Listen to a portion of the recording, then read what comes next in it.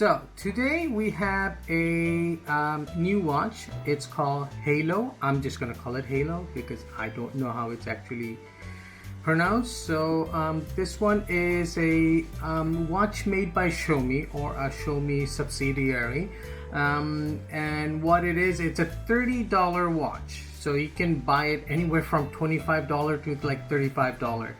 And people cannot say enough good things about this, so I got this one. I'm gonna walk you through the UI and go for a bike ride on it to see how it actually functions against the, let's say, the baseline that I use, Garmin. Okay, so let's get into it. Okay, so let's get into it.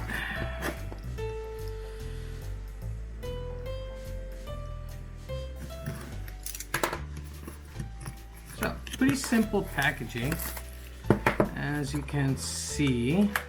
Okay, but you know, for 30 bucks, I don't care. It's fine with me. Honestly, it is a bit hard to get out of there. Okay, so the inside box is pretty cheap looking, but like I said again, I kind of don't care. And if I can figure out how to open it, no, not that way. Oh, there we go. Okay, so let's take a look. So this is our watch. We'll put it aside for a second.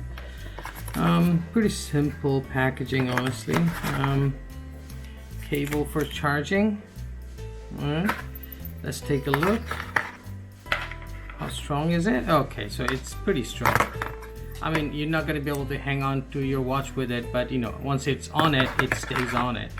So that's pretty nice. Okay, so let's put the watch aside for now. I think there's nothing in it. It's just false bottom.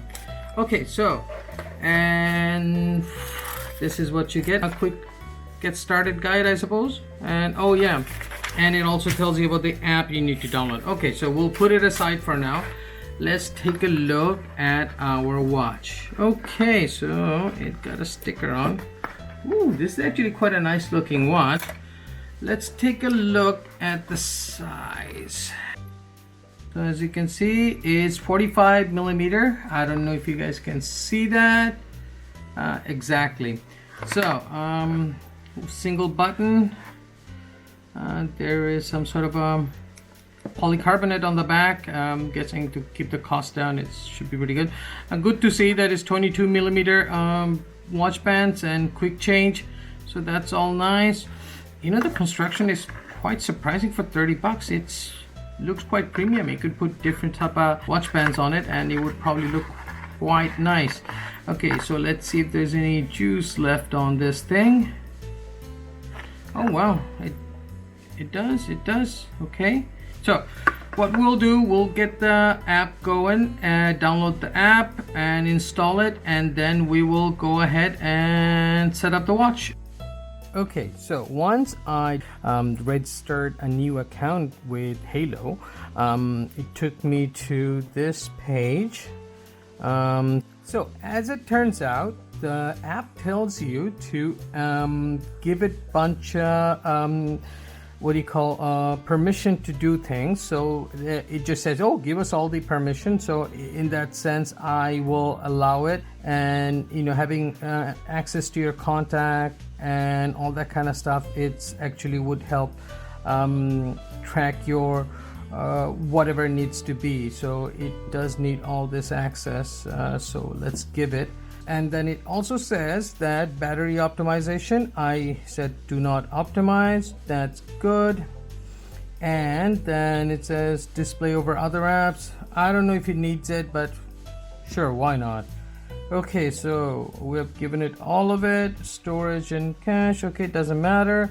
And another thing, it said to lock in recent apps the Haylou app. So here you see the Haylou app, and then what I'm going to do is I'm going to lock it. So there we go, that's all that means. Let's get going. So let's go next. It's asking me if I am a male or female. So one of them is a lit up color and the other one isn't. So what they ask for me from that part on is bunch of personal information, you know, like your birthday, your height, your weight, and all those bunch of things. After you enter that, the app would come to this page, and then you can go, okay, add a device or add a band. So let's see, we powered this on already. Okay, yep, it found it. I should also say that my Bluetooth was turned on, so we'll turn this on. Oh, there we go. That was quite easy, in fact. So once you add the band, then what you have is this new what can I say, layout. The main page, which is the home, it's mostly will be your, you know, whole day's thing. As you can see, there's no data in there because, you know, I haven't done it. Okay, it's reading my finger somehow. That's a good sign. And this is sports stuff. I guess we'll find out what it does. And then you have a device. Let's see if there's a firmware upgrade. Maybe there is one. Then we'll do one quickly. Besides that, I'm gonna go for a bike ride and later on walk you guys through the UI once I get a little bit used to it, and we'll take a look at how this works and how it racks up against the Garmin Fenix. Okay, so we're gonna go for a bike ride. So from the main screen, you can swipe up. That would give you the menu. Go to sport, and then you can choose biking. It's a bit of a finicky screen, and then it will do a countdown, I suppose, and then you go, and we'll see you guys when we get back. Okay, so to stop the workout, you can swipe to the other side, press stop. That's it. Hopefully it saves it, because doing this particular thing once before did not work, so we'll give it a go. So once you open the Haylou Fit app, what you would see is this page, but that doesn't give us very much information because I haven't been wearing it continuously, so I kind of don't get to see the heart rate recording. But to see your recorded workout, you have to go to sport. Then you can click on any of those writings right below the big numbers. This one says walking this month, blah blah blah kilometers. Just click on that one, and then you can slide to riding, because I did the bike. And here you see I went for a ride there. So for some reason it does not record kilometers traveled. I do not understand why, but there you go. And I also am finding that the heart rate registers a lot lower than usual, especially during activities, but at rest time it is quite precise. It's almost as precise as my Fenix 6. But again, I don't know what's going on. I'll show you the same activity that I have recorded on the Garmin's app, and I'll show you how that differs. So just remember 109 and maximum heart rate of 139 and a minimum of 92. It doesn't matter 48 minutes or something.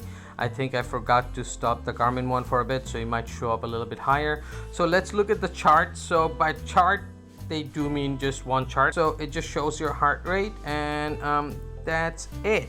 So not a whole lot of information, but that's something that could be fixed with software. As far as this go, I'm gonna assume that this is all you're gonna get. So this is not a fitness specific smartwatch. It's more like a very low value threshold, a very good value for price smartwatch. Okay, so let's get to the other one. Okay, so now you're looking at my workout, the same one from the Garmin Fenix 6 Pro. Now, as you can see, first of all, you can see the speed, which is nice. Moving time 44 minutes, so as you can see, it's quite close. And the heart rate is 142 is my average, and 164 was my maximum. And as you can see, you do get a lot more information, and it also says that I burned almost, 300 calories more on this one. I don't know, depends on how they calculate. Is it like just pure activity, because you also burn a certain amount of calorie while your body is maintaining itself while you're exercising, so that's the baseline. So if you were just sitting on a couch, that would still burn that amount, but working out, you burn that plus some. So I don't know how they calculate it, so maybe that's quite precise, but as you can see, it's a lot more information. So keep that in mind if you are buying it for activity tracking. There are better options out there for similar price. Okay, we're gonna go through a quick walkthrough to the Haylou Solar watch, and here it is. So this is the main screen. From there, there's a couple of options. You can go different ways, swipe. The crown button is usually just for going back. I think it turns off if you press and hold it. So if you pull down, it would give your the regular menu, so where you can find your phone, control the you know, your brightness and whatnot, and you can also swipe from this side to that side to go back, so which is kind of nice. You can go to your settings, again go back that way, or you can put it in do not disturb mode, and it also shows if it's connected to your phone or not. And as you can see the date and whatnot there. And so going from left to right or right to left, it's gonna kind of cycle through a bunch of this information screens. First one is kind of like a quick breakdown of your day in terms of activity, how many calories you have burned and whatnot. If you go again, that would give your heart rate monitor, and it's gonna keep in track and what have you.